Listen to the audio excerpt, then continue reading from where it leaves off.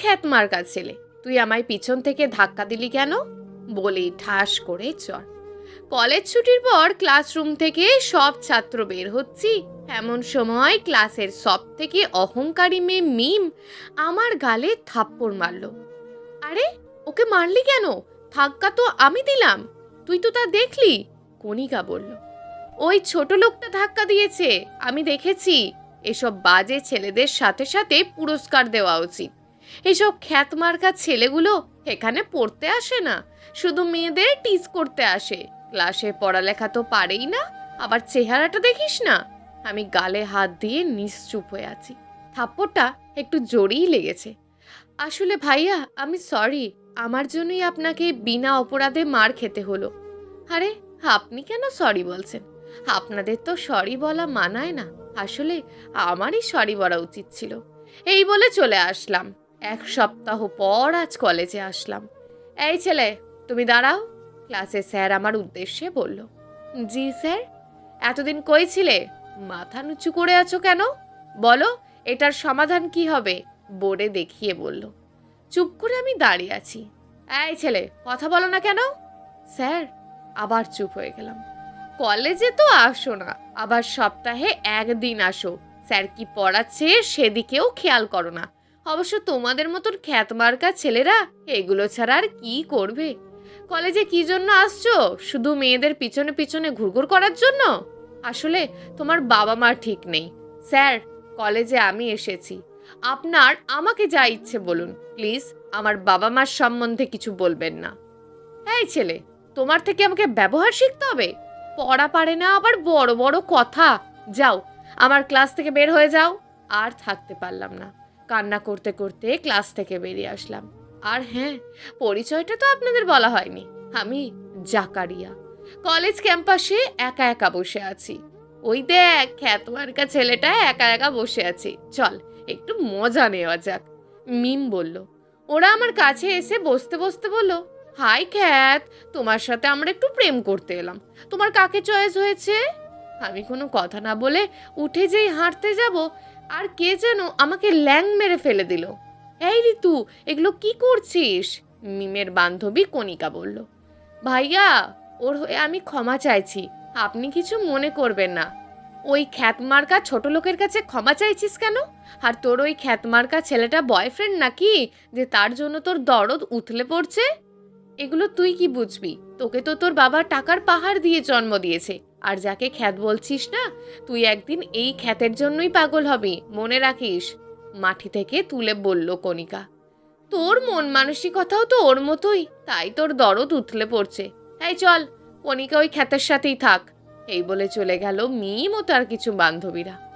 অযথা আমার জন্য আপনি আপনার বান্ধবীদের সাথে তর্ক করতে গেলেন। ওদের মতো নিষ্ঠুর মানুষের সাথে সম্পর্ক না থাকাই ভালো। আচ্ছা ভাইয়া, আপনার কোথাও লাগেনি তো? না। আচ্ছা কণিকা, আমি গেলাম, আপনিও বাসায় যান। পরের দিন হেঁটে হেঁটে কলেজে যাচ্ছিলাম, হঠাৎ একটা মোটর সাইকেলের সাথে একটা বৃদ্ধ লোক বাড়ি খেয়ে পড়ে যায়। তা দেখে কাছে এগিয়ে গেলাম। বৃদ্ধ লোকটির কুনোয় হাঁটু দিয়ে রক্ত বের হচ্ছে। ভাবছিলাম মোটর সাইকেলের ওই ভদ্রলোকটা তাকে হাসপাতালে নিয়ে যাবে, কিন্তু যা করলো তা দেখে আমার কান্না চলে আসলো। ভদ্রলোকটি ওই বৃদ্ধ লোকটিকে বলল, ভিখারি, দেখে চলতে পারিস না? একটু হলেই তো আমার কত বড় ক্ষতি হয়ে যেত। এই বলে ভদ্রলোকটি চলে গেল। আমি নিশ্চুপ হয়ে দাঁড়িয়ে আছি আর অবাক হচ্ছি। হায় রে মানুষ, একটা লোকও তাকে সাহায্য করার জন্য এগিয়ে এলো না। আর থাকতে পারলাম না, সোজা কলেজে না গিয়ে ওই বৃদ্ধ লোকটিকে নিয়ে হসপিটালে ভর্তি করালাম। তারপর ওষুধ কিনে দিয়ে কলেজে আস্তে আস্তে দেরি হয়ে গেল। স্যার, আসতে পারি? এই ছেলে, তুমি সেই দিনকে ছেলেটা না? জি স্যার, ক্লাসে সব ছাত্র একসাথে বলে উঠল। আমি চুপ করে দাঁড়িয়ে আছি। জানি সত্যি বললে কোনো লাভ হবে না, কারণ আমি খ্যাত, তাই সবাই আমাকেই ঘৃণা করে। মিথ্যেটাই সত্যি হবে, কিন্তু সত্যিটা নয়। এই ছেলে, এখন কটা বাজে? জি স্যার। আর কিছু বলতে না দিয়ে, তোকে যেন আর কলেজে না দেখি। এইসব ছেলে কলেজের সুনাম নয়, সুনাম মাটির সাথে মিশিয়ে দিতে আসে। প্রিন্সিপাল যে কি দেখে এসব খ্যাত ছেলেদের ভর্তি করে নিয়েছে। এই, তোমাদের মধ্যে কে একে জুতোর বাড়ি দিয়ে কলেজ থেকে বের করে দিতে পারবে? জি স্যার, আমি। একটু মাথা উঁচু করে দেখি সেদিনের ওই মিম নামের মেয়েটি। এই ছেলে, তোর এমনটাই পাওয়া উচিত, যা সামনে থেকে। আজ খুব কষ্ট হচ্ছে। হে সৃষ্টিকর্তা, তোমার সযত্নে সৃষ্টি মানুষ এমন কেন? তারা কি বোঝে না গরিবরাও মানুষ, খ্যাতরাও তো মানুষ। সম্মান পাওয়ার যোগ্য শুধু বড় লোকেদের, কেন গরিবদের নয়? ক্যাম্পাসে বসে আছি মাথা নিচু করে। কলেজ ছুটি হয়ে গেল। ওই দেখ খ্যাতমার্কা ছেলে ওখানে বসে আছে। সবাই একসাথে হাসি দিয়ে উঠল। ভাইয়া, আমি কি আপনার পাশে বসতে পারি? তাকিয়ে দেখি কণিকা। কিছু বললাম না, শুধু একবার ওর দিকে তাকালাম। ভাইয়া, একটা কথা বলতে পারি? হ্যাঁ বলেন। আপনাকে স্যার এত অপমান করলো, তাও আপনি সত্যিটা কেন বললেন না? কি সত্যি বলবো? যে জন্য আজ কলেজে আসতে দেরি হয়েছে। আর বুঝতে বাকি রইল না কণিকা কি বলতে চাইছে। আচ্ছা ভাইয়া, প্রিন্সিপাল একদিন বলেছিলেন এই কলেজের মুখ উজ্জ্বল করার মতন এই কলেজের একটি ছাত্রই যথেষ্ট। আমি বলেছিলাম, কে স্যার? নিশ্চয়ই মিম। স্যার বলেছেন, না, জাকারিয়া। সেদিন থেকেই আমি আপনার পিছু নিয়েছি। যে ছাত্র সময় করে ক্লাসে আসে না, ক্লাসে কোনোদিন পড়াও দেয় না, সে কিভাবে কলেজের মুখ উজ্জ্বল করবে?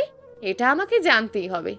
আমি নিশ্চুপ হয়ে আছি, আর ওর কথাগুলো শুনছি আর ভাবছি। তাই তো কণিকা আমাকে সাপোর্ট করে। জাকারিয়া, আমরা কি ফ্রেন্ড হতে পারি? কণিকার কথায় ভাবনা কেটে গেল। কি বলবো ভেবে পাচ্ছি না। বড় লোকেদের কথা বলা যায় না। এরা গাছের ওপরে পানি ঢালে, আবার নিচেও কাটে। এদের কোনো মন নেই, গরিবদের মর্যাদা বোঝে না। এরা গরিবকে নিয়ে খেলতে ভালোবাসে, হয়তো আবার নতুন কোনো ফাঁদ তৈরি করছে, তাই আমার ফ্রেন্ড হতে চাইছে। কি হলো জাকারিয়া? আসলে কণিকা, আমার কোনো বন্ধুর দরকার নেই। বড়লোকের সাথে কোনো গরিবের মিস হয় না। কিন্তু মানছি আমি বড়লোক, কিন্তু বিশ্বাস করো আমি অন্যদের মতো না। আর তুমি হয়তো ভাবছো আমি মিমদের সাথে মিশে তোমাকে নিয়ে খেলার নতুন ফাঁদ তৈরি করছি। ওপরবালা আমার বোঝার মতন জ্ঞান দিয়েছে, ভালো খারাপ আমি বুঝি। কণিকা কথাগুলো মলিন কণ্ঠে বলল। ওকে, বিশ্বাস করলাম। আজ থেকে আমরা বন্ধু। আমাদের বন্ধুত্বের সম্পর্ক ভালোই চলছে, আর সাথে মিমের শত্রুতাও বেড়ে চলেছে। দেখতে দেখতে আমাদের ইন্টার ক্লাস পরীক্ষা শেষ হয়ে গেল। আজ রেজাল্ট দেবে। সেটা নিয়ে আমার কোনো মাথা ব্যথা নেই, কারণ আমি জানি আমার রেজাল্ট কেমন হবে। এই জাকারিয়া, চলো, স্যার ওখানে রেজাল্ট দিচ্ছেন। কলেজ ক্যাম্পাসে বসে আছি, এমন সময় কণিকা বলল, ওখানে আমার যাওয়া লাগবে না, সবাই আমার কাছেই আসবে, একটু অপেক্ষা করো। আচ্ছা জাকারিয়া, তুমি থাকো, আমি ওখানে গেলাম। আমাদের কলেজ এবারেও ফার্স্ট হয়েছে, এই কারণে আমরা গর্বিত। স্যার আনন্দের স্বরে কথাগুলো বলল। তোমাদের কোনো চিন্তার কারণ নেই, তোমরা সবাই ভালো রেজাল্ট করেছো, অনেকে A+ পেয়েছো, কিন্তু একজন। স্যার আমরা জানি, বলতে হবে না। ওই খ্যাতমার্কা ছেলে জাকারিয়া ফেল করেছে। সবাই একসাথে হেসে বলল। স্যার ওই যে দেখেন, খ্যাতটা ক্যাম্পাসের ওই কোনায় বসে আছে, ও ফেল করবে জেনেই এখানে আসেনি। মিম বলল স্যারের উদ্দেশ্যে। জাস্ট শাট আপ, মানুষকে ভালোবাসতে শেখো। তোমাকে আমরা এই শিক্ষা দিয়েছি, একজন ভদ্র ভালো স্টুডেন্টকে খ্যাত বলো? স্যারের কথায় মিম চুপ হয়ে যায়। তুমি কি জানো, ওর জন্যই আমাদের কলেজ আজ গর্বিত। গত 3 বছরেও আমাদের কলেজে কেউ গোল্ডেন A+ তুলতে পারেনি, কিন্তু আজ এই একটি মাত্র ছেলে জাকারিয়া গোল্ডেন A+ তুলে আমাদের মুখ উজ্জ্বল করেছে। কলেজের সব ছাত্ররা অবাক হয়ে শুধু স্যারের কথা শুনছে আর ভাবছে স্যার এগুলো কি বলছে। ওর মতন ছাত্র কিভাবে গোল্ডেন A+ পেল? ও তো ক্লাসে পড়াই পারতো না। খ্যাতমার্কা ছেলে, পড়া পারে না, সে নাকি গোল্ডেন A+? নকল করে পাওয়া। মিম আর তার কিছু বান্ধবীরা নির্মল স্বরে বলল। গ্রামের ছেলে, ও কখনো নকল করা ছাত্র নয়। তোমরা কি বলো জাকারিয়া খ্যাত গরিব, কিন্তু আসলটা কি জানো? ওর মতন মানুষ হয় না, গরিবের বন্ধু হয়ে থাকতে চায়, তাই ও এমন পরিবেশে চলাফেরা করছে। আমি তোমাদের মা বাবার কাছে অভিযোগ করতে চেয়েছিলাম, কিন্তু জাকারিয়া কি বলেছে জানো? স্যার এসবের প্রয়োজন নেই, মানুষ মাত্রই ভুল করে, আর ভুলকে ক্ষমা করে দিতে হয়, সেই প্রকৃত মানুষ। আর বলেছে কি জানো স্যার, মানুষের চোখে পানি নয়, মুখে হাসি ফোটানোটাই একজন জ্ঞানীত্ব মানুষের কাজ। জাকারিয়া আমাকে চাচা নয়, শিক্ষকের মর্যাদা দেয়, কারণ চাচার চেয়ে শিক্ষকের মর্যাদা অনেক বেশি। আর তাকে তোমরা, ছি, আমার ভাবতেও লজ্জা লাগছে। তোমাদেরকে কি শিক্ষা দিয়েছি যার যোগ্য তোমরা নও? এই বলে স্যার চলে গেলেন। আর এদিকে সবাই শুধু অবাক হয়ে স্যারের কথা শুনছিল। স্যার এগুলো কি বলল? আমাদের সব থেকে ভালো ট্যালেন্ট ছাত্রকে এত অপমান করেছি আমরা, আর সে কিনা আমাদের প্রিন্সিপালের এলাকার ছেলে, যাকে আমরা ভিখারি বলতাম। সব থেকে বেশি অবাক হচ্ছে মিম ও তার বান্ধবী কণিকা। কণিকা অবশ্য এই ব্যাপারে একটু জানতো। মিমের এখন নিজের ওপরই ঘৃণা হচ্ছে। জাকারিয়ার মতন ছেলেকে সে কত অপমান করেছে, সে তাকে মুখ দেখাবে কি করে? সে মনে মনে ভাবে জাকারিয়া থেকে ক্ষমা চেয়ে নেবে, কিন্তু পুরো কলেজ খুঁজেও তার দেখা পেল না। পরের দিন কলেজে এলে ক্ষমা চেয়ে নেবে এই ভেবে মিম মনমরা হয়ে বাসায় চলে যায়। রাতে মিমের ঘুম হয় না। সে রাত পেরিয়ে দিনের অপেক্ষায়। রাতের একাকিত্ব যে তার বারবার জাকারিয়ার কথা মনে করিয়ে দিচ্ছে। সকালে তার ছোট্ট বোনের ডাকে ঘুম ভাঙে। আপু, এই মিম আপু, মা তোমাকে ডাকছে। আর কতক্ষণ ঘুমাবে? তোমার কলেজের সময় হয়ে আছে। ঘড়ির দিকে তাকিয়ে দেখি কলেজের সময় হয়ে এসেছে। হালকা একটু নাস্তা করে কলেজে চলে যায়। আর এদিকে জাকারিয়া তার ফুপুর বাসাতে বেড়াতে গেছে। এই কণিকা পিছনে তাকিয়ে দেখে মিম। হ্যাঁ বল, জাকারিয়াকে দেখেছিস? কণিকা হাসি দিয়ে উঠে মিমের দিকে তাকায়। মিম মাথা নিচু করে ফেলে। আর বুঝতে বাকি রইল না কণিকা আজ কি জন্য হাসছে। তবে তার মন যে আজ শুধুই জাকারিয়ার কথা বলছে। সে তো শুধু তার ভুলের ক্ষমা চেয়ে নেবে। তাহলে এত কেন? জাকারিয়ার শূন্যতা অনুভব কেন করছে? আমি যে আর জাকারিয়ার সাথে কথা না বলে থাকতে পারছি না। ওই কি হলো, মাথা নিচু করে কেন আছিস? একটু ধাক্কা দিয়ে বলল কণিকা। হাসলি কেন? হাসার কারণ জানার পরও বলল, অহংকারী মেয়ের মুখে জাকারিয়ার নাম শুনে। মিম, তুই আমার বন্ধু হয়ে এটা বলতে পারলি? আমি মানছি আমি অহংকারে বন্দী ছিলাম, কিন্তু সেই দিনের পর থেকে নিজের সব ভুল বুঝতে পেরেছি। আরে মিম, তুই কোথাও ভুল করছিস। না হয় আজকে কিছু খেয়েছিস, তাই আবল তাবল বলছিস। তোর মুখে এসব মানায় না। দেখ কণিকা, মানুষ মাত্রই ভুল করে, আমিও করেছি। তার জন্য আমি জাকারিয়ার কাছে ক্ষমা চেয়ে নেব। তুই আমাকে ওর কাছে নিয়ে চল। জাকারিয়া আজ কলেজে আসেনি, আর কেন আসেনি এটা আমি জানি না। মিম মন খারাপ করে। ক্লাস না করে কলেজ থেকে বাসায় চলে যায়। কি রে মা, আজ এত সকাল সকাল চলে এলি, তোর কিছু হয়েছে? মিমের মা বলল, না মা, কিছু হয়নি, এমনি ভালো লাগছে না, তাই এলাম। এই বলে মিম রুমে চলে যায়। এইভাবে কেটে যায় 3 দিন, তবুও জাকারিয়ার দেখা পায় না। আজ জাকারিয়া কলেজ যাচ্ছে, কিন্তু আগের জাকারিয়া আর এখনকার জাকারিয়ার মধ্যে অনেক পার্থক্য। এতদিন সে ছিল ছোট লোক, কেউ তাকে দেখতে পারতো না, অপমান করত। এমনকি কেউ জানতো না যে সে প্রিন্সিপালের এলাকার ছেলে। কিন্তু আজ তাকে সবাই চেনে, কলেজের সব থেকে ট্যালেন্ট ছাত্র, আর সে এই কলেজেরই প্রিন্সিপালের এলাকার ছেলে। জাকারিয়া কলেজের গেট দিয়ে ভিতরে ঢুকছে। সবার চোখ তার দিকে, কিন্তু বেশি অবাক হলো না তারা। সবাই এখন জাকারিয়ার পরিচয় জানে। এই জাকারিয়া, এই কদিন তুমি কই ছিলে, আর কলেজ আসোনি কেন? মিম জাকারিয়ার কাছে এসে বলল, ও হ্যাঁ, তোমাকে তো বলে যায়নি, আমার ফুপুর বাসাতে গিয়েছিলাম। জাকারিয়া, একটা কথা বলবো? হ্যাঁ, একটা নয়, 1000টা বলতে পারো। কণিকা বলল, তোমাকে না আজ অনেক সুন্দর লাগছে। তাই? কাকে? আমাকে না আমার পোশাককে? মানে? মানে হলো, এতদিন আমি যখন ভিখারি ছেলের মতন পোশাক পরে কলেজ আসতাম, কই তখন তো একদিনও বলনি যে জাকারিয়া আজ তোমাকে না অনেক সুন্দর লাগছে। আজ যখন বড়লোকের নামি দামি পোশাক পরে কলেজে আসছি, কিন্তু আজ বললে। তাই এই প্রশ্ন করছি। জাকারিয়া, আমি যদি তাই মনে করতাম তাহলে আগে এসে বন্ধুত্বের হাত না বাড়িয়ে এখন এসে বাড়াতাম। আগে থেকেই তুমি আমার কাছে অনেক সুন্দর, কিন্তু আজ একটু বেশিই সুন্দর লাগছিল, তাই বললাম। অভিমানী স্বরে কণিকা বলল, তোমার কাছে মানে? মানে আগে থেকেই তোমার মনটা অনেক সুন্দর, তাই তোমাকে পছন্দ করি, বেশি ভালো লাগে, কিন্তু ঘৃণার চোখে নয়। একটু ভেবে বলল, কাছের মানুষ কখনো ঘৃণার চোখে হয় না। কাছের মানে? আচ্ছা জাকারিয়া, তুমি এত মানে মানে কেন করো? হ্যাঁ, বন্ধু কি কাছের মানুষ হয় না? তা ঠিক। আচ্ছা চলো এদিকটা একটু বসি।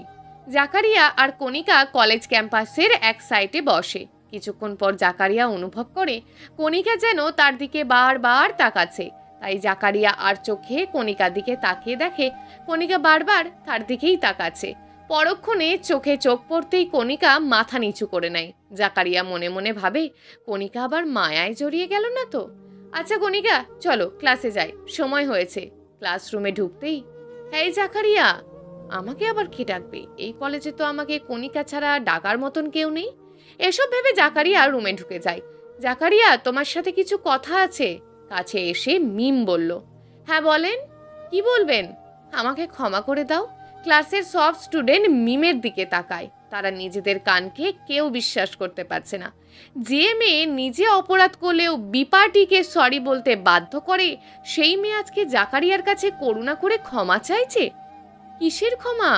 আমার জানা মতে আমার কাছে তো কেউ কোনো অপরাধ করেনি। তোমার সাথে এতদিন যে ব্যবহার করেছি, আমি মানছি আমি তোমার সাথে অনেক বড় অপরাধ করেছি, তার কোনো ক্ষমা নেই।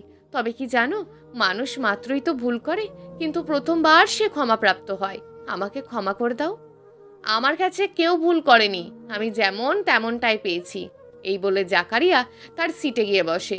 ক্লাস শেষ করে জাকারিয়া কলেজ থেকে সবার আগে বের হয়, গাড়ির জন্য দাঁড়িয়ে আছে। হঠাৎ সিএনজি এসে জাকারিয়াকে ধাক্কা দিয়ে চলে যায়। জাকারিয়ার সাথে সাথে জ্ঞান হারিয়ে ফেলে। জাকারিয়ার সকালে জ্ঞান ফেরে। তার মাথায় ব্যান্ডেজ দেখে মনে পড়ে যায় যে তার অ্যাক্সিডেন্ট হয়েছিল, কিন্তু সে এখানে এলো কি করে?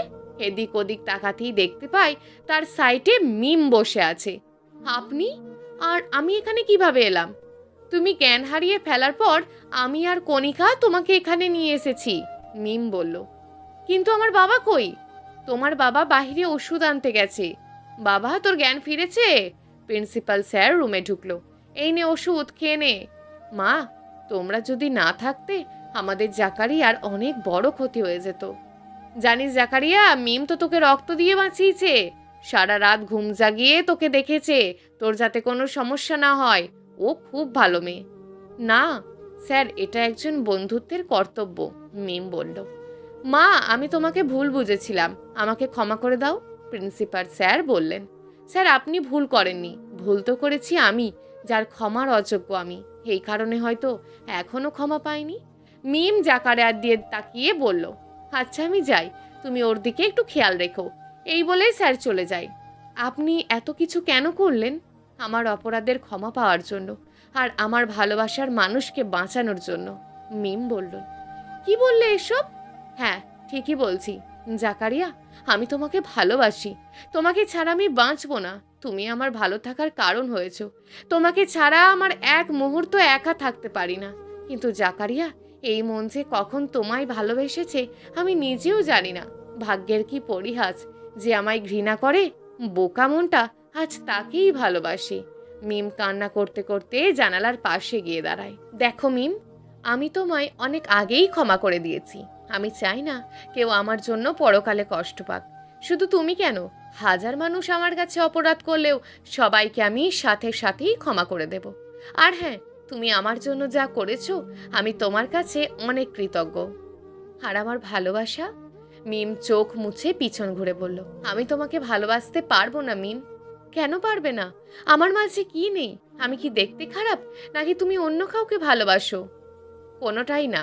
আমি এতটুকু বলতে পারি, আমি তোমাকে ভালোবাসতে পারবো না। আমি তোমার ভালোবাসা না পেলেও আমি তোমায় সারা জীবন ভালোবেসে যাব, মিম বলল। কিন্তু জাকারিয়া, আমার একটা অনুরোধ, আমি তোমার ভালোবাসার মানুষ না হলেও বন্ধু হয়ে থাকতে চাই, কষ্টের সুরে বলল মিম। জাকারিয়া মিমের কষ্ট অনুভব করেও এড়িয়ে যায়। তার কি বা করার আছে?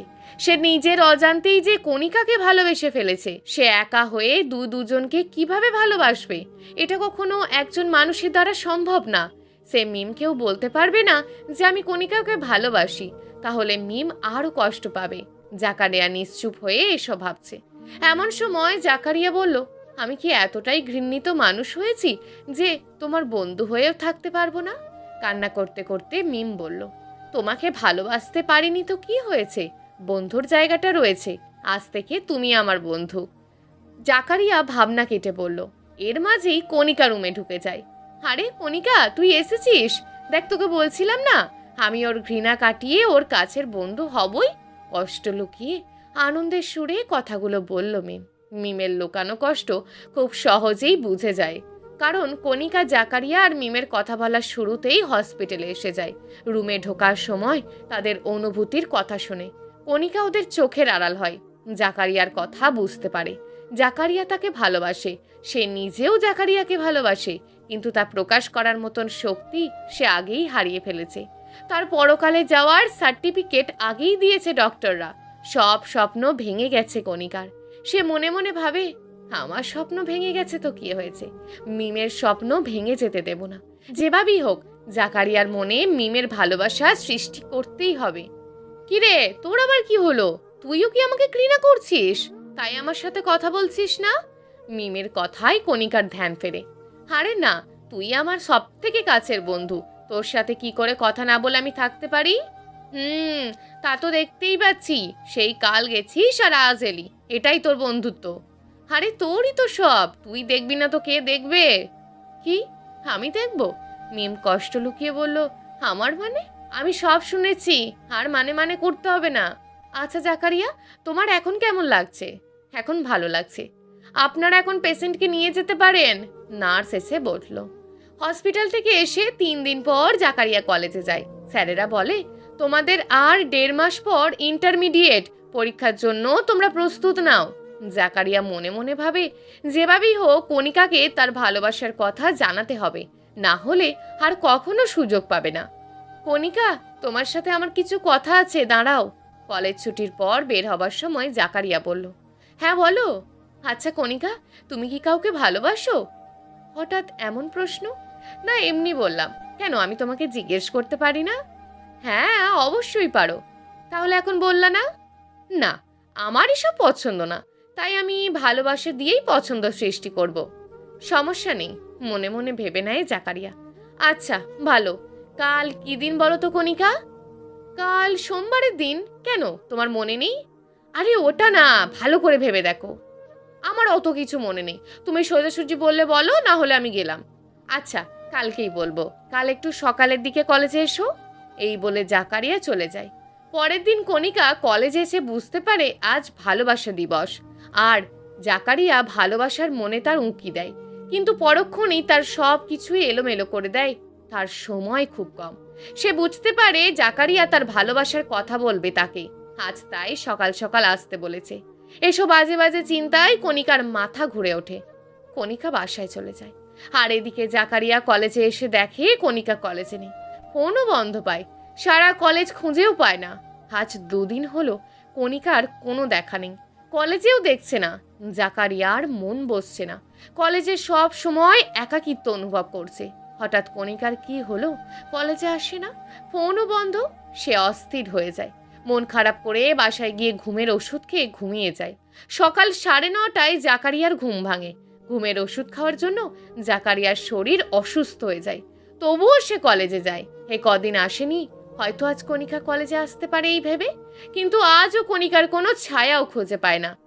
জাকারিয়া, তোমার কি হয়েছে বলো তো? কদিন ধরেই দেখছি তুমি কেমন যেন মনমরা হয়ে কলেজে আসো, আবার মনমরা হয়ে কলেজ থেকে বেরিয়ে যাও। তোমার কি হয়েছে বলো তো? তোমার মন খারাপ দেখলে আমারও যে খুব কষ্ট হয়। মিম, তোমাকে আমি বলেছিলাম না আমি তোমাকে ভালোবাসতে পারবো না? কেন বলেছিলাম জানো?